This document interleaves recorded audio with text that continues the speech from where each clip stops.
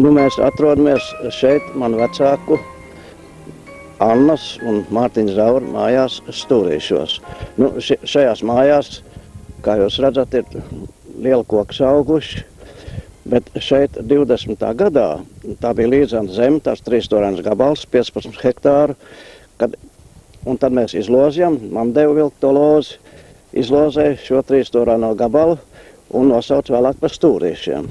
Jau tūlīt viņas nosauc par Stūrīšiem, jo 3-stūrains gabals Stūrīši. Nu, Stūrīši Latvijā ir tāds populārs māju vārds, sevišķi jaunsaimniecībām. Nu, tad sāka stādīt kokus reizē ar ēku būvēšanu. Tas jau reti, kur tā notiek.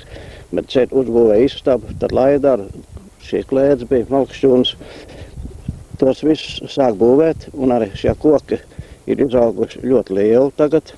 Šis ozols bija tāds mazs tievs, kā grābekkārts, tikai līdz grābekkārti ir taisni. Nu, un tas viss tagad tiek turpināts šis darbs. Nu, man Rīgā ir darbnīca un dzīvoklis, bet es vairāk šeit uzturos. Nu, te ko darīt ir ļoti daudz. Nu, te ir paveikt gan lielāk, gan mazāk darbi. Tādi dekoratīvie, gan Vagāra Triedzimt, kas Rīgā Brīvdabas muzejā ir.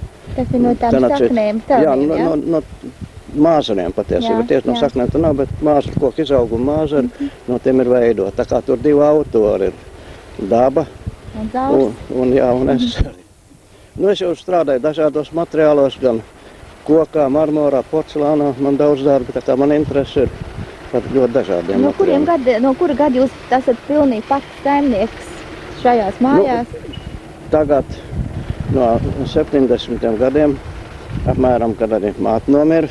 Tā mēs bijām. Es biju vienīgais dēls un arī vecāmām, vecāmām nodzīvoja ilgi, ap 90 gadu. Nu, viņa dūšīgi strādāja, nes ūdeni, nes žagars līdz pēdējiem brīdim un lasīja bībeli bez brillēm arī. Tas jau bija diezgan reti, man brilles ir vajadzīgas jau. Ja būtu garāks rokas, varētu grāmatu tālu, tur tā nevajadzētu brilles, bet tagad viņas vajag. Nu, ko lai pasaka vēl? Jā, man interesē, teiksim, kā tas ir. Man nav tādu tēvu māju, man ir tikai dzīvoklis. Un es domāju, ka tas ir bērniem pārnodrīts, ka viņiem nav savu koku un savu stūrīšu, savas mājas un savas tēva mājas. Bet kā jums, kā māksliniekam, ko tas dod, ka jums ir tāda vietiņa, kur jūs varat atbraukt? Un vai tas, ko dod, vai tas tikai prestižām vai kā citā? Es domāju, vienīgi tas vadot. Te nav nekāda prestiža, nekādas peļņas lieta nav, jo mēs jau te tāds praktiski dārzkopību maz ko nodarbojamies. Ir ābeles, liels ābeļu dārzs, ko es sastādīju dārzkopības skolā mācoties pirms Mākslas akadēmijas. Nu, vairāk puķiem tiek veltīts laiks un nodarbības. Un, tādas mājas neapšaubam dod, jo te ir klusums. Es varu redzēt saules lēkt, saules riedas un arī pusdienas saulē. Pasēdēt, paskatīties, nu, kas ir man tādas bagātības. Man prasa, vai jums arī kāds māju kustons vai kad, tad es uzskaitu. Man ir reizes sausainā pūce, 2 mācīti kaķi, melnie, ansīts un grietiņi, tas starka pāris, kas tur bērns galā. Šogad ar 2 izparēju un aizlidoju. Nu, kas te vēl ir? Nu, daudz ko vairāk nav. Nu, sunes, diemžēl, nevar turēt. Jo, kad aizbrauc uz Rīgas darbnīcu, nu, kas par viņu rūpēsies? Nu, līdz jau nevar izvadāt vienmēr. Izvadāt arī. Kad jums radās tā doma uzcelt vēl vienu tādu māju, kā mēs šo redzam? Tādu fantāzijas pili? Jā, nu, tā ir tāda atmiņas pa pilsdrupām. It kā. Nu, tā radās vajadzība. Redzat, te bija vecs Laidārs, tas tika nojaukts, no māla kleķa būvēts, pamati bija stingri, pat līdz šai vietai te atnāca tie pamati. Nu, tas Laidārs vairs nebija vajadzīgs, viņš arī bija daļai sabrucis. Nu, un tā vietā es no vietējiem akmeņiem, gan no dolomīta, gan lauka akmeņiem, ko te pa lauku lasot un savāc, es šo darbnīcu būvēju. Nu, viņi tādi fantastiski, romantiski ir, jo tur daudziem jākalpo viņi. Šis tornis ir kārznieku tornis, te atkal dakteru tornis, iekšā ir telpa arī. Viena telpa, kuras muzikas instrumentus krāja, un arī praktiskai strādāšanai. Te ir celtnieks, šāds sliedas, telpa, tā kā, lai varētu arī strādāt. Jo aizbraucot uz Rīgu, man viena diena ir pa maz un 2 pa daudz. Tā kā es pēc iespējas ātrāk no Rīgas esmu laukā. Tas lielais ir dzirnakmenis? Jā, tas lielais iemūrēts tur ir dzinekmens, bet tas nav tādām graudu zinām, bet kaut kādām tehniskām zinām. Tas kādreiz bijis kādā sagrautā rūpnicā jau no pirmiem pasaules kara gadiem šimpus Rīgas.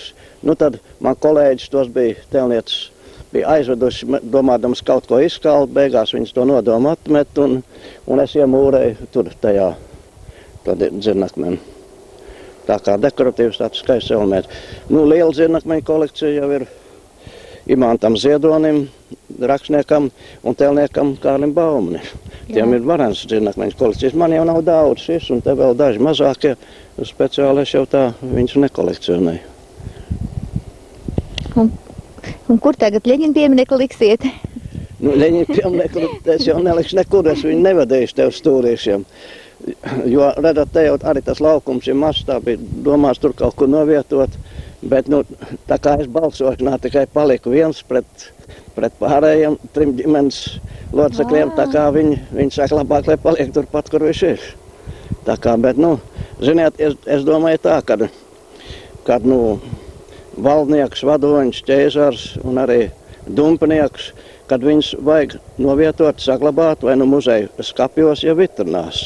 Nu, ka tiešām es to tā esmu darījis, to jūs varat redzēt no maniem krājumiem.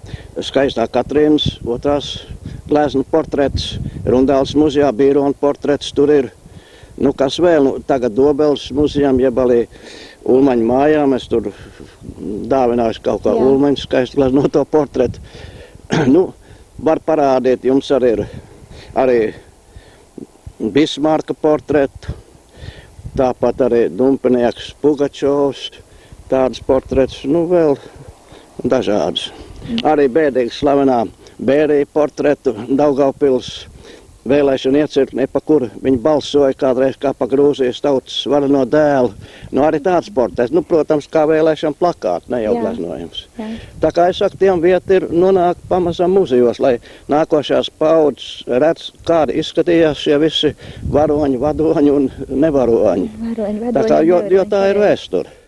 Nu, tagad mēs stāvam te pie šī lieveņa, tas ir mājas vakarpusē. Atrodās, kādreiz tur bija tāds viegls mazlievniets, bet tagad es šo uzbūvēju.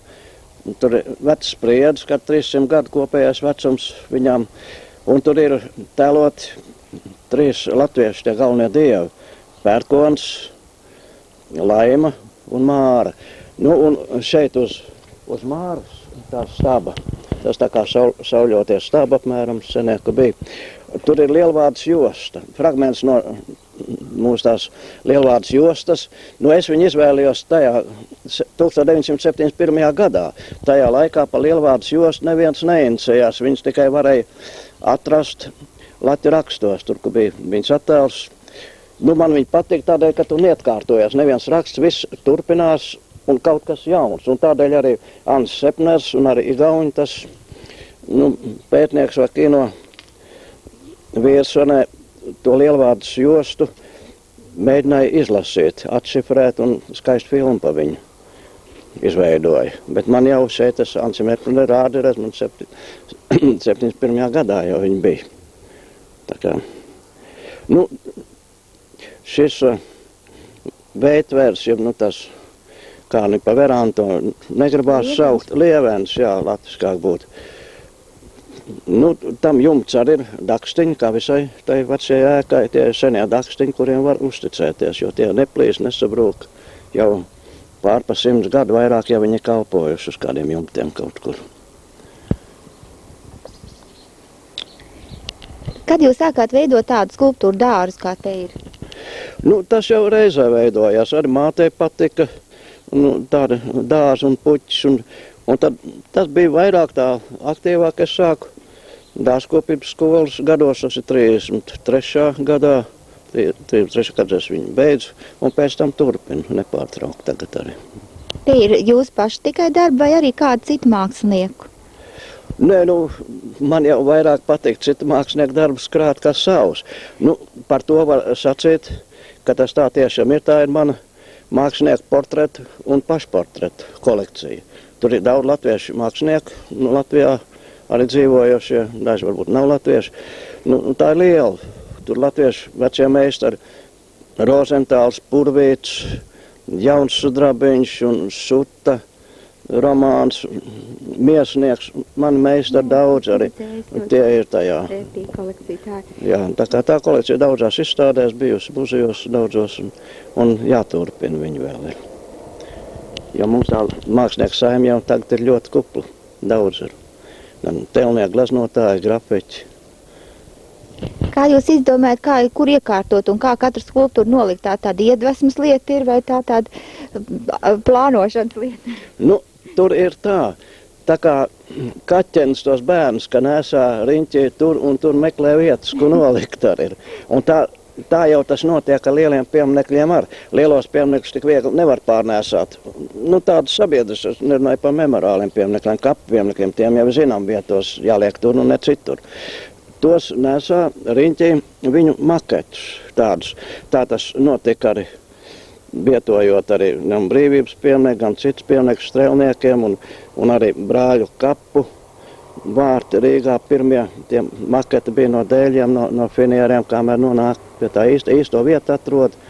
Un arī to darbu tur. Kur tā labāk skatās un kur gaismām ir pareizi, un lai būtu pareizs apgaismojums, laukums, un skatoties kašķiņam blakus, kas ir aizmugurē, un tur tas ir vesela problēma novietot, jo itāļi saka, ka puse no mākslas darba vērtības ir kā viņi eksponē, jo tas tiešām tā ir arī.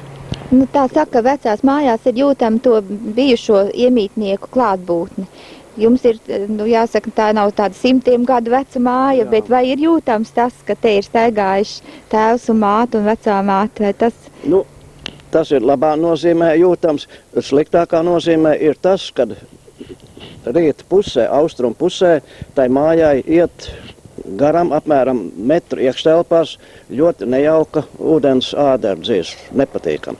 Tā dzīves lieta arī tajā dīķītī, tā ir arī sekla un ļoti spēcīga. Bet šī te ir ļoti nepatīkama. Tā kā man meita Māra kādreiz tur apgūlās, viņa brīdināja, mēs dabījām izsaukt ātrā palīdzību daktars.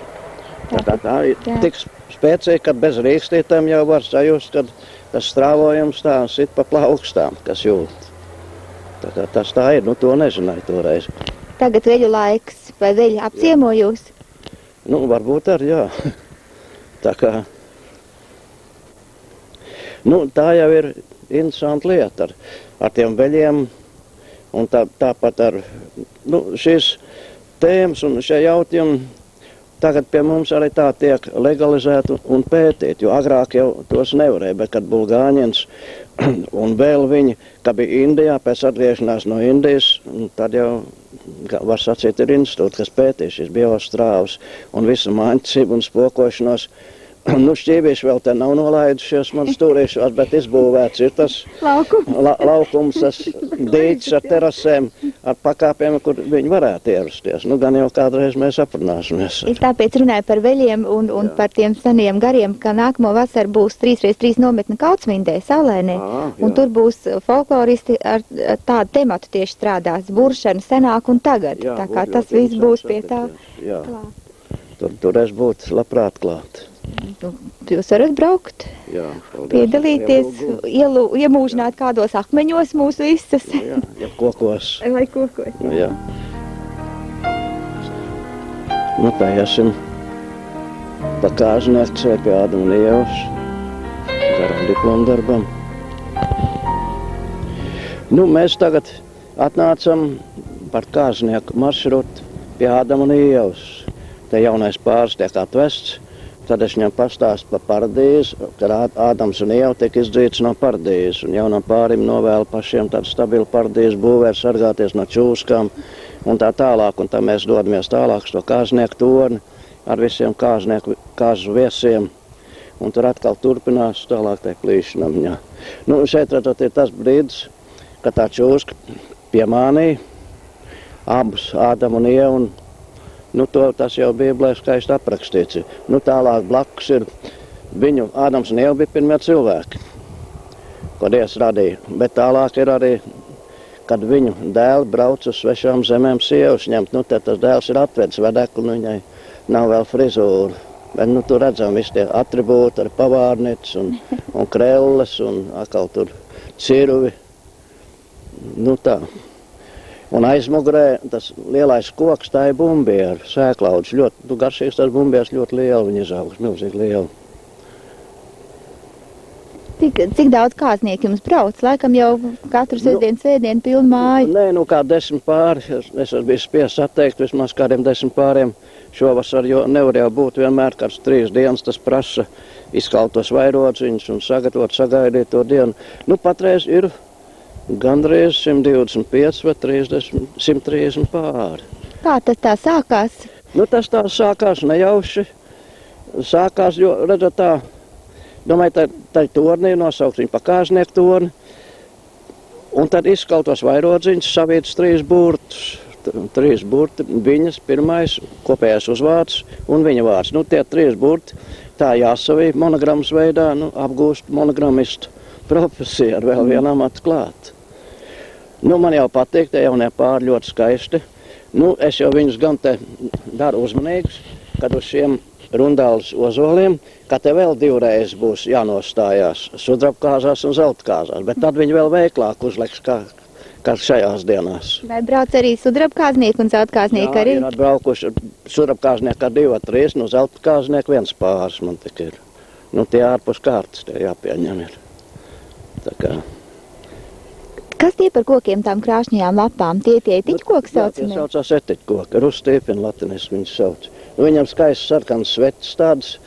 Un, ko es nezināju, Rundāles restaurātori, Rundāles darbinieku muzeju, man sacīja, ka šiem kokiem tie sveķi tādi, viņi nav kā eglis sveķi, jo tas labs ko, bet tie sveķi ļoti vērtīgs materiāls gleznu restaurēšanai. Tie sveķi kādam lakām, kaut gatavot, kaut kā šitā. Tā kā tiem kokiem arī tāda vērtība. Vai šiem kokiem arī ir ilgs mūžs kā ozoliem un eglēm? Viņi lielāki daudz ko neizaugt, tie lielākie, bet viņi paši ceļo tālāk. No saknēm atkal tie visi, kas šeit ir atnākuši, tie no saknu dziņumiem paiet un tad atkal uz augšu veidojās. Tā kā viņi aiziet līdz Bauska, līdz Rīgai, ja netraucēt ceļu un šosejas un tiltu un upes. Mārtiņ, cik jums bija gadu 20. kad tēvs Stūrīšs? Cik man toreiz bija? Jāprēķina. Man dzimšanas gads ir 1915. Un tas notika 20. 21. Tad jūs pats arī vēl visus tos kokus esat stādījis tevi, vai vismaz tēvam kājām aizījies? Palīdzēja pieturēt, ja nesu ūdeni. Tur, ko pieturēt, daudz ko nebija, jo tās eglītes jau bija zīmuļu rasnumā un pāris sprīžu garumā, kas stādīja. Jo eglis jau mazāks, jo labāk ieaug. Bet, atkal kā tāds neticams brīnums, tad tā viena ābela, baltais zidrais, kas tur, tā ir pār pa 100 gadu. Kā te var būt 100 gadu no 20. gada, no 24. gada jau nav 100 gadu līdz šai dienai. Bet mūjas ābeļdārza, Barona Rennes ābeļdārza, ritenai skola un lielas ābeles, 50 gadu vecs ābeles šeit sastādīja. Pārnesa lielu sakņu sistēmu, ar zaras apzāģei, nokrāsoja tās vietas un vasaru katru dienu laistīja, ka bija sausa dienas. Un tā tas dārs pamazām izgāja no ierienes un sāug lielās liepas un citu koku tur, kā košumdārs. Bet tā kā ābeles var pārstādīt 50 gadu vecs, liepas var pārstādīt 100 un 200 gadu vecs, jo liepas nemaz nav jāpārstād. Liepa kluciet, ja jūs ieliksiet zemē, viss salapos arī. Tik jauki jau nav kā ar vītoliem un kā ar apsēm, bet tomēr ir liepa. Bet rīkstīt zemē, ja? Jā, bet ar ābelēm arī tā bija.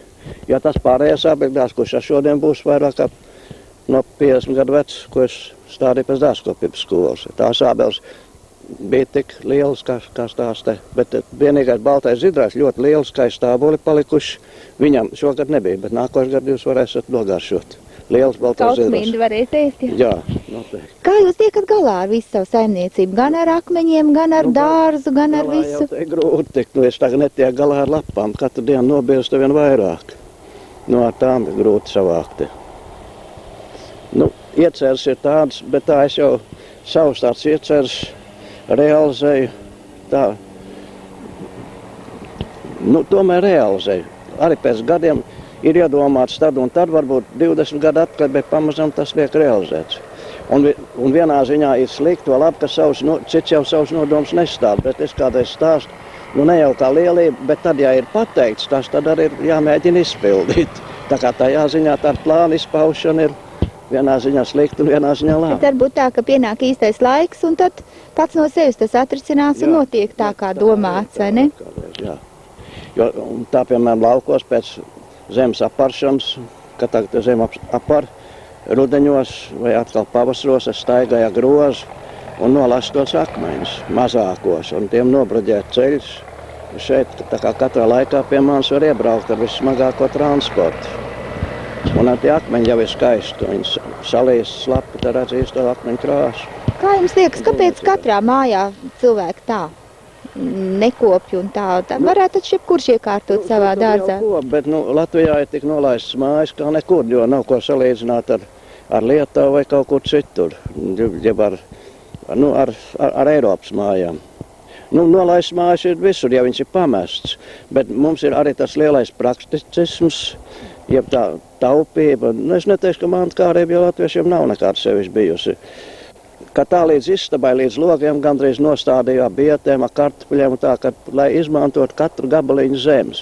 Šodien jau zemes mums ir pa daudz, aizauga lauku un pļāvas visu ar kokiem un cīnāmies ar krūmiem. Man liekas, ka tas ir jaunāku laiku tāda īpašība, ka tā savulaik stādīja puķa zem logiem un koku stādīja. Puķa dobas jau bija visiem tās, redzat, šitās skaistās puķas.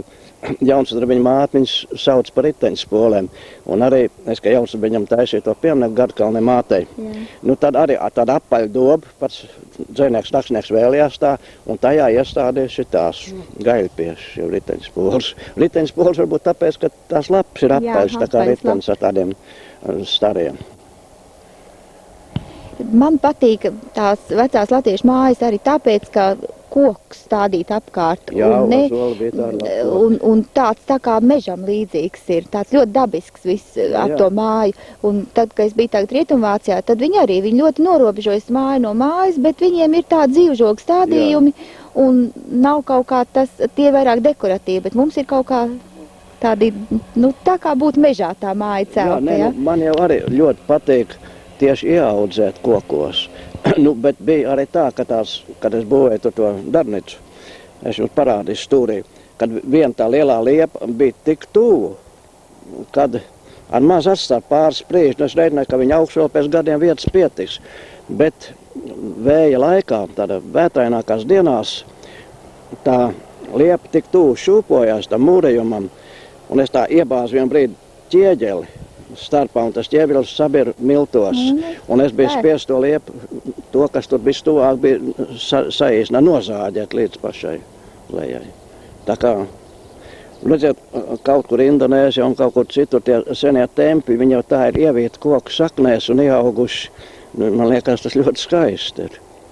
Bet no ēkām, un arī ēkām aizsargā. Vīteņu vīni, meža vīni, ēku aizsargā ir nepareizs uzskats, kad pūdē, taisni otrādi, jo ēku visvairāk sabojās saule un lietus. Bet ja ir tur apstādīti vīteņu vīni vai meža vīni vai īstās vīnogas, tad tās siena ļoti labi saglabājās. Ir pa koku celtnēm tā ir runa. Man arī šai istabas galā ir ļoti senas Kurzemes hercoga laika vīnogas. Tie ķekari nav lieli, varbūt kādu jūs varat nogaršot, tāda zili un līju. Tas ir tajā laikā, kad nekas cits nav, tad tās vīnogas tomēr nogatavojas brīvdabas vīnogas Latvijā. Iedomājieties, skaisti te vajadzētu būt, ka tā bumbiera zied pavasarī, vai ne? Jā, tas ir tā lielā bumbiera un tāds liels bumbieras garšīgs. Un blakus tā otra arī bumbiera, bet tā ir mazs apaļas tās bumbieras, un viņas vidū sapūst, tās tikai vāverītēm garšo, tās tur saimniekoja. Tad jums arī ir vāverīti? Bija kādreiz, pateicu, šogad es te viņas nemanu, bet viņas jau te arī atnāk un jūtās labi. Pēters Jānis un Čingis Edmātovs, viņš jau grāmatas daunē man un ierakstīja arī tai viesgrāmatā, un tas itālis uzzīmēja 3 stāvu būram ietbalot iekšā. Un tā mēs te sēdījām. Es tam itālim nodeklamēju vienu itāļu dziesmu no tiem laikiem, tā man bija atmiņā, kad pie itāļu sūtniecības mācījos itāļu valodu. Un viņš pateica autori tai dziesmai, Albero, Kvitenu, Bēvla, Fergoleta, Māno, jo nav tas koks, kuram tu devi savu jaunu viglo roku. Un iznāca pat teikt labu anekdotu. Mēs ar to Čingis staigiem pa dārzu tur. Viņš man jautā, es vismaz tā saprotīju to jautājumu, vai jums ir tabaka? Es teicu, nē, es pats esmu nesmēķētājs, tēvs man bija liels smēķētājs un viss šauri netava. Bet viņš man jautā, vai jums ir sabāka suns. Kāpēc viņš tik jā? Un es teicu, suns man arī nav, jo grūti sunu turēt šeit. Rekā tur mazliet kaut kur tādā vietā ūdens mazliet tilts cauri, tā kā es žokas. Un tā labi pamācība tam svecēm, kad uzpēr mazliet uz sāli. Televizijā to rādīja vakar, ka tā svece divreiz ilgāk. Jā, viņa kaut kā turētos. Jā, mazliet uzkais sāli, ka svece daudz ilgāk. Visās gudrības jau var iemācīties. Jā, un tas itālis Tonino vēl viss grib par Rastrelli kaut kādu tēti un filmu taisīt. Un tā mēs te tā runājām, kur Rastrelli ir apglabāts un šitām Peters veltītē mūsu sarunā vien dzēļu tai grāmatā. Torienam, Čingisam un man veltīts ar dzējos, ka mēs tā viņa tajā pēdējā dzēļu grāmatā. A, kur tad Rastrelli ir apglabāts Latvijā? Nu nezinu, Latvijā iespējams gan. Domāju, ka Latvijā. Bet vai Jālagavā vai kaut kur citur, Pēterburgā nezinu vai. Tā kā tas nav skaidrs. Ir apmēram skaidrs, ka tikai tā baznīca, kas pie Pētera ģimnāzijas, pie akadēmijas tur Jālagavā, ka tas ir tomēr laikam ir Rastrelli projekts. Un to turēja, kamēr es jau tūlīt mums jau teicu, ka to vajag atjaunot vai paņemt mūzijām vai kā. Nē, tur bija nolikta un viņi labā kārtīgi bija sašauta. Celtne, ja? Tagad nav.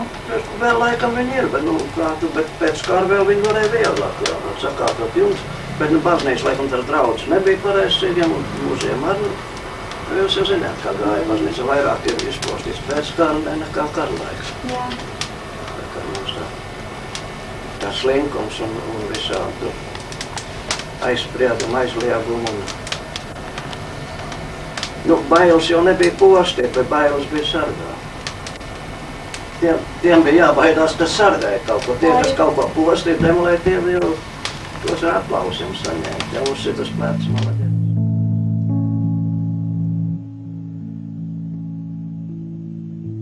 Mazu brīdi pirms, mazu brīdi pirms gaismiņās, kad putni vēl nav modušies, un kokos dus vēl vēsmiņās, tad zemi apstaigā pats Dievs, tad zemi apstaigā pats Dievs. Mazu brīdi pirms, mazu brīdi pirms, mazu brīdi pirms gaismiņās, viņš iet pa ļaužu būdiņām, kur bats un bēdas mitinās, kur gala nav ar ciešanām, kur gala nav ar ciešanām. Mazu brīdi pirms,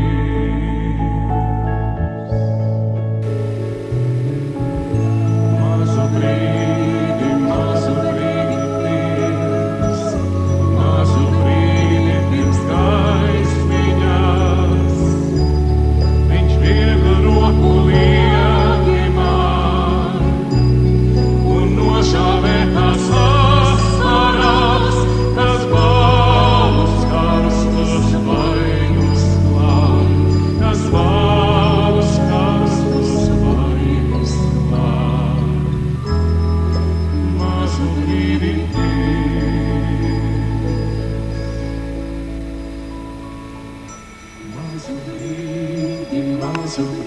pirms, mazu brīdi pirms gaismiņās, tad pasaulē tik viegli kļūst, pats Dievam ies par zemi plūst. Mazu brīdi, mazu brīdi, mazu brīdi, mazu brīdi, mazu brīdi, mazu brīdi, pirms gaismiņās.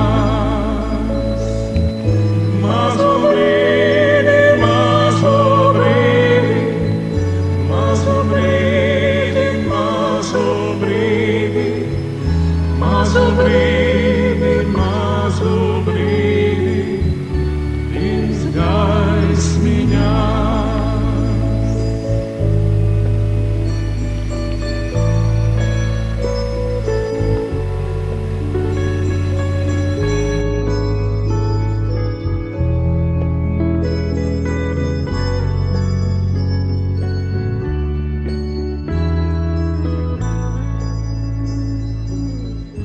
Mazu brīdi, mazu brīdi, mazu brīdi, mazu brīdi, mazu brīdi, mazu brīdi, pirms gaismiņā.